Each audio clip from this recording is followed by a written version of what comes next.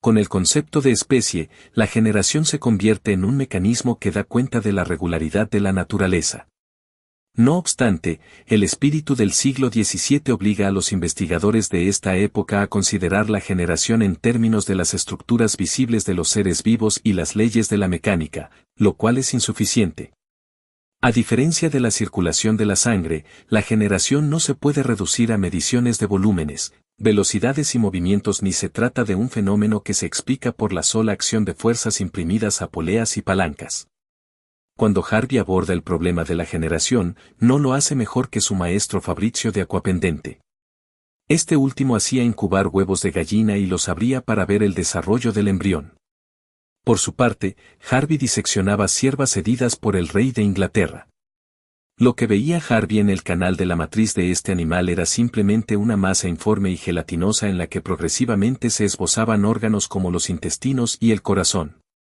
A falta de conceptos y medios para explicar el fenómeno, Harvey solo es capaz de enunciar algunas analogías poco convincentes. La simiente masculina infundiría la virtud de producción a la simiente femenina como un imán le da la virtud magnética al hierro con solo tocarlo. La generación funciona como el cerebro. Este produce ideas como aquel crea al embrión, en palabras de Harvey. Se suele decir que fue Harvey quien postuló por primera vez el enunciado que dice que todos los seres vivos provienen de un huevo en el epígrafe de su tratado de la generación animal Omnia ex ovo. No obstante, su ovum no solo era un huevo común y corriente, sino que representaba la carne en putrefacción, los excrementos, plantas en descomposición, las crisálidas de los insectos y todo aquello que produjera seres vivos. Claramente se trata de una noción influida por la idea de la generación espontánea reinante desde hace siglos. La generación espontánea era mucho más fácil de comprender para el siglo XVI que la generación por simientes. Esta involucraba un juego de fuerzas divinas que animaban ciertos materiales como la carne en putrefacción y las plantas en descomposición. Para el siglo XVII se trata de sustituir estas fuerzas de orden divino e inexplicables por la mera ordenación de la materia y las leyes de la mecánica que ya son capaces de dar cuenta de la caída de los cuerpos y el movimiento de los astros. Para Descartes esto no debería de representar mayor dificultad. La materia es siempre la misma para todos los seres de este mundo. En lo único que difieren es en la disposición de la materia. Bastaría con un simple impulso, un rozamiento, algo de calor o presión para activar las partes y hacerlas reaccionar. Según Descartes, no es de sorprender que se vean surgir espontáneamente por todos lados seres como moscas y gusanos, puesto que solo se requiere la acción de alguna fuerza sobre la materia para dar a luz un ser vivo. Estas fuerzas deberían actuar poco a poco, por partes. Un ser no podría surgir ya equipado. La materia se ordena progresivamente con la regularidad de un reloj complejo. La mecánica estaría ya preparada por la ordenación de la materia en la simiente. Si se pudieran conocer todas las partes de las simientes, se podría deducir la forma y disposición del animal según Descartes. Pero la generación espontánea de los insectos empieza a verse mermada por la creciente acumulación de observaciones.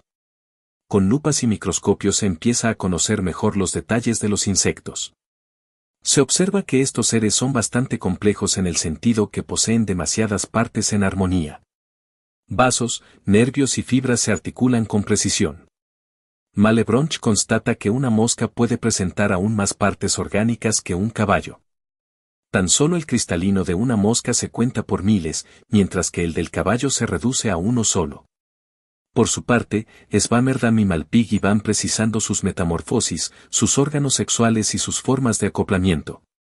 Todo esto concuerda mal con la generación espontánea de los gusanos y moscas por el calor de la carne en putrefacción. Pero, si en este siglo se logra la exclusión de la generación espontánea de los insectos, es solo porque el método no involucra más que un tratamiento mecánico simplísimo.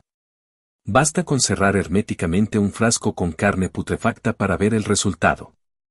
Esta idea le llega a Francesco Redi por la lectura de la Ilíada. Si solo se requiere carne en putrefacción para producir moscas, se pregunta Redi, ¿por qué Aquiles teme tanto que se deje a la intemperie el cuerpo de Patrocles? ¿Por qué le pide a Tetis que lo cubra para que las moscas no corrompan su carne? Los temores de Aquiles eran acertados. Son las moscas quienes depositan sus huevos en la carne en putrefacción. En un frasco sellado, las moscas no nacen de la carne. Más bien, la carne en putrefacción sirve como nido y alimento para las crías de la mosca. Si no son capaces de tocar siquiera la carne, no hay posibilidad de que depositen sus huevos y no nacen así las moscas. El fenómeno se explica por simple inseminación. Lo mismo podría decirse de los gusanos en los intestinos de los animales. Las simientes de estos animales se encontrarían en el agua o el aire y serían tragados o aspirados por algún otro animal. No es tanto que la carne de los intestinos los produzca. Se extiende esto también a los insectos que se cree que nacen de los tumores, raíces o de los frutos de las plantas. Las simientes serían depositadas en estos lugares por insectos ajenos a la planta. Entonces, ya a finales del siglo XVII, las moscas, los gusanos y las anguilas nacen de las moscas, gusanos y anguilas. A pesar de que las evidencias desterraban a la generación espontánea del mundo de los insectos, no fue posible excluir este principio de todo el dominio de los seres vivos. La generación espontánea se refugió en el mundo de los animáculos recién descubiertos por el microscopio. Para hacerla desaparecer no bastarían hacer más experiencias de este estilo. Aún el concepto de especie tendría que marcar sus límites y cristalizar su permanencia. El único aspecto de la generación que los métodos, instrumentos y conceptos del siglo XVII podían cubrir es la simiente de los animales. Es ahí donde se podían sustituir las fuerzas ocultas por forma y movimiento. La pregunta más accesible que se podía realizar entonces era, ¿cuál es el contenido de las simientes? Una pregunta aún más concreta era, ¿por qué algunos animales nacen de huevos y por qué otros se confinan a las entrañas de su progenitor? Después de examinar, hurgar y diseccionar, se descubren en los testículos de las hembras vivíparas ciertas masas rellenas de un líquido parecido a las claras de un huevo y que amarillean después del acoplamiento. Renier de Graaf incluso llega a relacionar el número de estos abultamientos con el número de embriones que se producen en la matriz. Hasta que los embriólogos del siglo XIX demuestren que estos abultamientos son folículos que rodean los huevos propiamente dichos, estos abultamientos cumplirán la función de huevos. Estas observaciones, entonces muestran que todas las hembras producen huevos. Dice Stenon, los testículos de las hembras no son más que ovarios. Ya sea que el recién nacido salga de un huevo, como un polluelo, o que salgan del vientre de un animal como una ternera, el proceso es el mismo. Son vacas, cabras o corderos, la anatomía es la misma, los testículos forman huevos y están unidos por trompas a la matriz como atestigua de Graaf. Y, desde entonces, aunque muchas mujeres se indignen de que se les compare con gallinas, se discute sin descanso si solo se producen huevos en el acoplamiento, si las vírgenes producen huevos y si en el ciclo menstrual se libera un huevo. Del lado de los machos, están estos animáculos recién descubiertos por el microscopio. Se parecen mucho a los animáculos que se encuentran en los charcos de agua y en las infusiones de plantas. Todos se ven como gusanos que nadan en todas direcciones. No obstante, a estos animáculos del líquido de la simiente de los machos sí se les puede adjudicar un lugar y una función en el mundo. Esta suerte desconoce los demás animáculos a los que no se sabe si deben ser objeto de maravilla o escándalo. De cierta manera la existencia de estos gusanos en el líquido seminal es lo que buscaba la razón de la época. Estos representan la posibilidad de sustituir las virtudes desconocidas por partículas determinables y cuerpos organizados. De hecho, supera las expectativas. Leeuwenhoek llega a decir que hay más animáculos en una lechada que hombres en el planeta, cuidándose de decir que sus experiencias fueron hechas a expensas de su descendencia. Se tienen ya huevos y animáculos. Estos dos deberían ser suficientes para producir a un animal. Lo cierto es que, si se quiere expulsar del discurso cualquier fuerza oculta, cualquier virtud desconocida y cualquier facultad misteriosa, se debe recurrir a las meras formas y a las leyes de la mecánica. No obstante, estos conceptos y métodos son insuficientes, no hay forma de hacer aparecer un animal con toda la variedad de formas que presenta de las meras leyes del movimiento. Como dice Malebranche, se podría admitir que estas leyes de comunicación del movimiento bastaran para hacer crecer y desarrollar un cuerpo ya organizado, pero no se ve cómo se puede formar un animal que aún no está organizado. De lo que se trata es dar cuenta de la permanencia de la estructura visible de padres a hijos y no se ve como otra opción más que imaginar que esa estructura se mantiene en las simientes de los animales, puesto que no puede desaparecer y que no hay nada que organizar, sino que la estructura está ya presente incluso antes de la fecundación. Entonces es necesario suponer que hay un germen en las simientes de los animales, un germen que ya presenta todos los rasgos característicos de las especies. Esto asegura la continuidad de las formas en el tiempo. Y no es que esté en potencia en alguna parte activa del líquido de la simiente, sino que debe aparecer en miniatura ya preformado. La única función de la fecundación sería activar a este germen, poner en movimiento sus partes. Es como aquellas plantas japonesas que se venden secas pero que al someterse al agua se despliegan y adquieren su forma actual. Sucedería lo mismo en los animales que con las semillas de algunas plantas en las que se puede observar que las raíces y las ramas están plegadas en la semilla como si fuera una miniatura plegada. De esta manera sí es posible aplicar fuerzas, puesto que estas fuerzas solo promoverían el crecimiento y el despliegue del germen que se expande en todas direcciones. Asumida ya la tesis de la preformación, cabe hacerse una pregunta. ¿En cuál de las simientes se sitúa el germen? Naturalmente hay dos posiciones. Se puede situar en el huevo o en el animáculo. En primer lugar, se lo puede atribuir al huevo. En este caso, el papel de la fecundidad recae enteramente en las hembras. La miniatura aguardaría su momento en los ovarios de las hembras. El papel del macho sería más bien modesto. Se limitaría a activar al germen. Hay varias experiencias de esta época que hacen pensar que esto es así. Por un lado, Malpighi se dedica a observar el proceso de fecundación en las gallinas.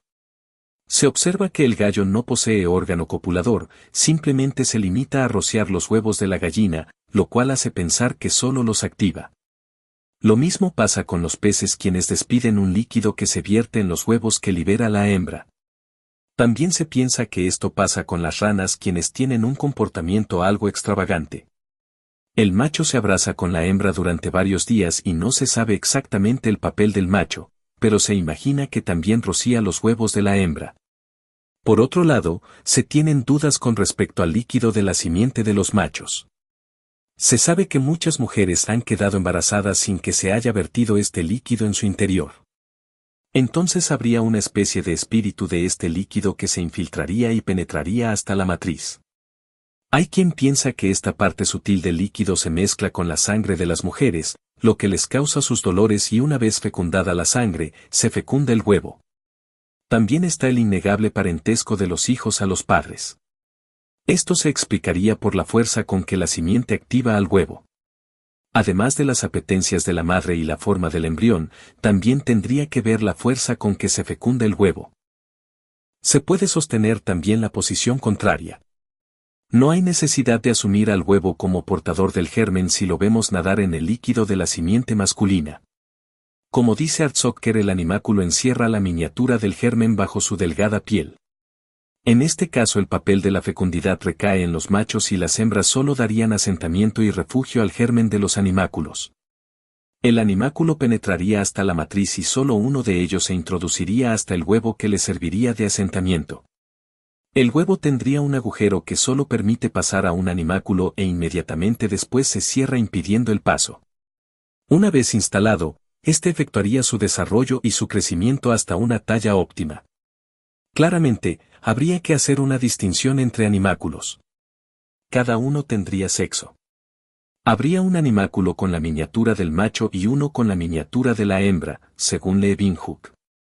Aunque por más que se intenta, no se logra ver detrás de la capa del animáculo una forma que recuerde a una miniatura. Solo se puede imaginar que su cabeza está encajada sobre las piernas y brazos. Quizá tal vez sea más bien como los gusanos y las mariposas. ¿Quién diría que algo tan bello como una mariposa fue antes una oruga que se arrastraba penosamente? Así pues, la preformación de los gérmenes representa el único medio de asegurar la continuidad de las formas en el tiempo. No obstante, al no recurrir a una estructura secundaria oculta, no se hace más que aplazar el problema. La cuestión ahora sería la formación del germen, cómo surge, cómo se organiza la materia en el líquido de las simientes para producir a estas miniaturas. El problema es el mismo, no se ve un modo de producir la miniatura con todos sus rasgos y formas con solo la ayuda de fuerzas y movimientos. La única solución a este problema es la consideración de una creación simultánea. Se piensa que todos los gérmenes siempre han existido. En esta tesis, todos los gérmenes fueron creados de una vez y para siempre en la creación del mundo por Dios. Cada germen quedaría a la expectativa de su activación en la fecundación. Esta es la teoría de la preexistencia de los gérmenes. Y puesto que los gérmenes tenderían a ser infinitamente pequeños, sería iluso pretender verlos. Solo la razón sería suficiente para admitir su existencia, como dice Malebranche. Habría dos modos de situar a estos gérmenes. Una opción es la de Claude Parrot. Según este autor, los gérmenes estarían dispersos en diferentes medios como el agua y el aire, donde serían aspirados y tragados sin reparar en ellos, dada su pequeñez. Estos gérmenes estarían en una cantidad casi infinita. Cada uno elegiría a un huésped de la misma especie y estaría a la expectativa de la fecundación para ser activado. La otra opción sería situarlos en los cuerpos de cada animal. Así se tiene una imagen de una muñeca rusa, donde cada germen contiene a otro, a su vez, este contendría a otro y así sucesivamente. El germen contendría los gérmenes de los futuros hijos, y estos los gérmenes de sus respectivos hijos. Todos los posibles gérmenes de la historia datarían de la creación, y, en la imagen de Swammerdam, todos estarían contenidos en las costillas de Adán o de Eva según se sitúe el germen en el huevo o en el animáculo. Las primeras hembras o los primeros machos fueron creados juntos con todos los gérmenes que alguna vez engendrarán. La proporción del tamaño depende de la proporción del organismo a la simiente. El germen que nacerá en 9 meses estaría igual de formado que el que nacerá en 1000, lo único que los diferencia es el tamaño. Esto sería un problema si no se aceptará ya desde hace siglos que la materia puede dividirse al infinito. Aunque esto no protege al germen de influencias externas. Según cuenta Malebranche, una mujer que esperaba un hijo y miraba con detenimiento el retrato de San Pío, dio a luz a un niño que se parecía demasiado a tal santo, a tal punto que era innegable la influencia del cuadro sobre el embrión. Al no basarse el conocimiento de los seres vivos más que en las estructuras visibles y las leyes del movimiento, se termina por relegar el problema de la verdadera generación, es decir, el problema de la formación de los seres vivos, en este caso, la formación del germen. No se tiene ningún marco ni un medio para explicar el proceso de organización de la materia que va desde lo informe a lo organizado. Este problema se traslada al concepto de creación. No obstante, el espíritu de la época se niega a abordar este concepto por considerarlo inaccesible y una tarea inútil, puesto que no se puede conocer las intenciones divinas. A lo más que se aspira es a conocer el funcionamiento de lo que se presenta con regularidad, los productos de la creación. Conocer lo que se presenta en la actualidad. El concepto de generación ha cambiado de estatus, si bien no se trata de una reproducción ni de una reformación del ser vivo a semejanza del Padre, ya no se trata de una creación aislada y sin ninguna relación con intenciones anteriores. Ahora los seres vivos participan de un mismo proyecto. Dios tendría un modelo para cada especie. Todos los seres vivos de una especie habrían sido creados simultáneamente y de una vez por todas en base a este modelo. Lo cual excluiría cualquier influencia externa, cualquier irregularidad surgida desde fuera. Los seres vivos se suceden unos a otros de manera idéntica sin que nada afecte esa regularidad. Lo cual concuerda con el concepto de especie que a partir de entonces se convierte en la colección de todos esos gérmenes. Entonces la preformación y la preexistencia se sitúan en el mismo plano que los demás fenómenos regulares. Todo el universo habría sido parte de una creación. Dios daría forma a todos los objetos de este mundo, equiparía a todos los objetos con todas las características que vemos hoy en día. Y su acto final sería dar el impulso inicial para que todo se mueva y se presente como lo vemos hoy en día, sin lugar a cualquier irregularidad. Ya en la entrada del siglo XVIII, se realizan nuevas observaciones mediante la puesta en escena de experimentos de una astucia, paciencia y minuciosidad de admirar. Son experiencias que toman modelos mecánicos simples, aunque no por ello menos ingeniosos. El objeto que se hace asequible a la experimentación es el líquido seminal. Se puede recoger las simientes e impedir que se unan. Se pueden calentar o diluir para deducir su grado de actividad. Aunque la tesis de la preformación es tan fuerte que todas las experiencias se les aparecen como evidencia de la tesis. De repente, se hace más fuerte la idea del huevo como portador del germen. En esta época se descubre la partenogénesis del pulgón. Reaumur le sugiere a Charles Bonnet experimentar con el pulgón. Bonnet entonces somete a un pulgón hembra a la más extrema soledad y lo que se observa es más que interesante. Después de un periodo de crecimiento, el pulgón hembra se multiplica formando una familia sin intervención de cualquier otra simiente. Si uno de estos insectos es capaz de engendrar crías sin ninguna ayuda, quiere decir que solo basta el huevo para el desarrollo del germen. ¿Sería el huevo el único portador del germen? Empieza a ser dudosa el papel del animáculo en la fecundación. Después de todo, el animáculo parece tener una cierta animalidad como dice Buffon. Esos animáculos no parecen ser tan diferentes de los que se encuentran en los canales. Incluso, se ha encontrado animáculos parecidos en los excrementos y ciertas carnes. No queda claro aún su papel en la fecundación. No obstante, gracias al ingenio de muchos, se puede evaluar el grado de actividad que poseen estos animáculos mediante experimentos mecánicos simples. Los ovíparos se prestan mejor a este tipo de experimentación, ya que se pueden obtener fácilmente huevos fecundados y huevos no fecundados. Una de esas experiencias fue con la rana que se enlaza con su hembra durante días. Reaumur pidió a una de sus asistentes que observara el proceso de fecundación en estos animales. Sin despegar el ojo de la parte posterior de una pareja de ranas, la asistente observó que la rana despide una especie de líquido que se asemeja a una bocanada de humo. Para comprobar que este humo es partícipe de la fecundación, Reaumur hace fabricar unos calzones de vejiga para evitar el paso del líquido a los huevos. A su pesar, la experiencia no se realizó porque la rana se quitaba los calzones con las patas. No obstante, Spallanzani logra crear unos calzones que se quedan en su lugar. El resultado fue que los huevos no quedan fecundados, ninguno de los huevos llega a eclosionar, sugiriendo así un papel importante a la simiente masculina. También se puede recoger las simientes por separado y hacer que se unan artificialmente, imitando así a la naturaleza. Spallanzani comienza primero con los anfibios. Todos los huevos que se someten al líquido masculino eclosionan.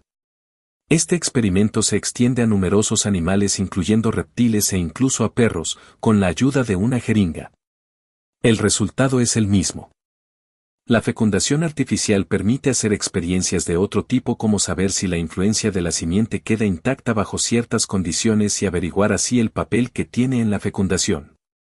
En estas condiciones Spallanzani experimenta con la simiente masculina para saber si es el líquido o es el animáculo lo que tiene papel en la fecundación. En primer lugar, se hace diluir una gota del líquido seminal de una rana y se observa que su poder de fecundación queda intacto. Lo cual no es de sorprender dado la inmensa cantidad de animáculos. Por otro lado, se hace separar los líquidos femeninos y masculinos y se observa que ninguno de los huevos son fecundados, por lo que asienta el hecho de que solo el contacto directo produce la fecundación. Excluye también cualquier vapor. En otro experimento, se hacen matar a los animáculos mediante calor. El resultado es que los huevos sí llegan a eclosionar, lo cual significaría que el animáculo no tiene un papel en la fecundación, sería el líquido seminal. Solo este último resultado fue falso, cosa que no sería probada hasta medio siglo después. Para Spallanzani no es más que otra prueba de que el germen se encuentra en el huevo. La preformación se volvió una tesis muy fuerte ya en el siglo XVIII. Incluso una evidencia directa no era suficiente para echarla abajo. De lo que se trataba ahora era distinguir entre el desarrollo de un ser preformado y la formación progresiva de lo que llegará a ser un ser vivo mediante una especie de epigénesis. Caspar Frederick Wolf observa el desarrollo de un embrión de pollo al microscopio. Lo que se observa es el movimiento de membranas simples que llegan a plegarse y forman estructuras como tubos, canales y abultamientos, de ahí surgen los esbozos de los órganos. Esto muestra que la estructura primaria de un ser vivo no está preformada ni a la expectativa de una activación, sino que surge de una organización progresiva, de diferentes procesos mecánicos que se suceden en tiempo diferentes. Esta es la misma conclusión a la que llega von Baer en el siguiente siglo. Pero si la embriología del siglo XIX ve en el trabajo de Wolff a un pionero, en todo el siglo XVIII su trabajo queda casi totalmente olvidado. Para ellos no hay un marco donde situar la epigénesis, ni hay una solución a la generación más allá de la preformación.